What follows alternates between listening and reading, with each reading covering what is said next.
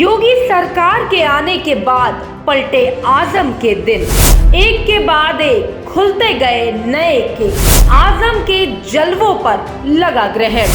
आज आपके लिए कोई अनजान क्राइम स्टोरी नहीं बल्कि जाने माने हस्ती के कुकर्मों की पेशकश लेके आई हूँ, जिन पर ऐसे ऐसे आरोप हैं जिसे सुनकर आपको हंसी भी आएगी और हैरत भी होगी।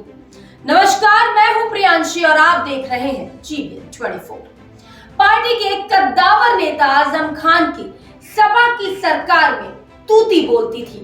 पूरब से पश्चिम तक हजारों लोग आजम खान से मुलाकात के लिए पलके बिछाए रहते थे। हर रोज दावतों का दौर चलता था।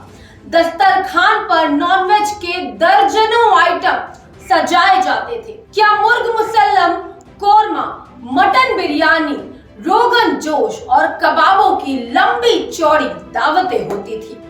रामपुर से लेकर सहारनपुर हो या मुरादाबाद और लखनऊ, आजम के लिए पलक पावड़े बिछे होते थे। फिलहाल उनके ऊपर इतने मामलों की कायमी है कि शायद वो खुद भी गिनती करते करते थक जाएं।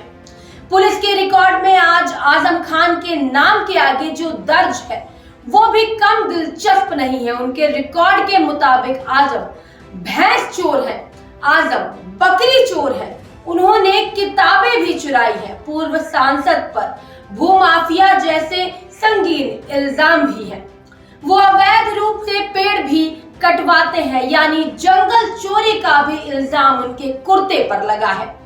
फिर किसानों की जबरदस्ती जमीन हथियाने के मुकदमे भी उनके नाम दर्ज है।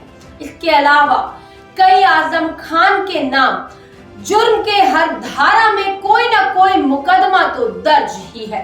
अब आप सोच रहे होंगे कि कोर्ट कचहरी और पुलिस के चक्कर में तो इस खानदान की बैंड बज चुकी होगी। आप बिल्कुल सही सोच रहे हैं। आजम खान, उनका बेटा अब्दुल्ला आजम और उसकी पत्नी तजीन फातिमा जेल में है। बाहर बचे हैं तो सिर्फ दो अफराद, एक आजम खान का बेटा अदीब आजम खान और उसकी बीवी सिद्रा। यूं तो आजम खान का जेल जाना कोई नई बात नहीं है। जेल की सलाखों से उनकी पुरानी यारी रही है। इंदिरा गांधी के काल में इमरजेंसी का विरोध करते हुए जेल गए और नेता बन गए। उस वक्त तो अलीगढ़ मुस्लिम यूनिवर्सिटी के छात्र संघ के नेता थे। बताया जाता है कि तब भी पुलिस आजम खान पर इस कदर मेहरबान थी कि उन्हें ऐसी काल कोठरी में बंद किया गया था जहां सूरज की किरणें तक नहीं पहुंचती थी। रामपुर की एक बड़ी ही मशहूर यूनिवर्सिटी है मौलाना जौहर अली यूनिवर्सिटी, जिसके लिए जमीन कब्जा करने के आरोप में आजम खान के खिलाफ 28 मुकदमे दर्ज हुए। लेकिन दिलचस्प मोड़ तब आया जब यतीम खाने से भैंसों की चोरी के मामले में उनके नाम पर 9 मुकदमे और दर्ज हुए। मुकदमों की ये फहरिस्त हर गुजरते दिन के साथ बेशक लंबी होती चली गई, लेकिन उनके रुतबे में कोई भी कमी नहीं आई। आजम खान को अक्सर लोगों ने ये कहते सुना होगा कि उनका दामन दागदार नहीं है, लेकिन हकीकत तो ये थी कि उनके दामन में अब तो दाग भी लगने की जगह भी नहीं बची थी। और ये सब कुछ हुआ बीते 2 दशकों में। उत्तर प्रदेश में रामपुर की MP MLM अदालत ने खान को भड़काऊ भाषण देने के मामले में पिछले साल अक्टूबर में दोषी करार देते हुए 3 साल की कैद और 6,000 रुपए जुर्माने की सजा सुनाई थी। बाद में उनकी विधानसभा सदस्यता भी रद्द कर दी गई थी।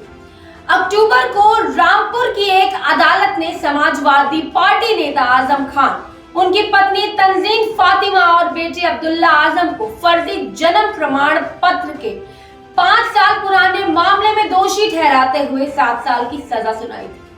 MP MLM मजिस्ट्रेट शोभित बंसल की अदालत ने फर्जी जन्म प्रमाण पत्र ने 2019 के मामले में आजम खान, तंजीम फातिमा और अब्दुल्ला आजम को दोषी ठहराए और अधिकतम 7 साल की सजा सुनाई थी। अभी के लिए फिलहाल बस इतना ही, लेकिन ऐसे ही कद्दावर नेताओं के बारे में जानने के लिए आप जुड़े रहिए GBN 24।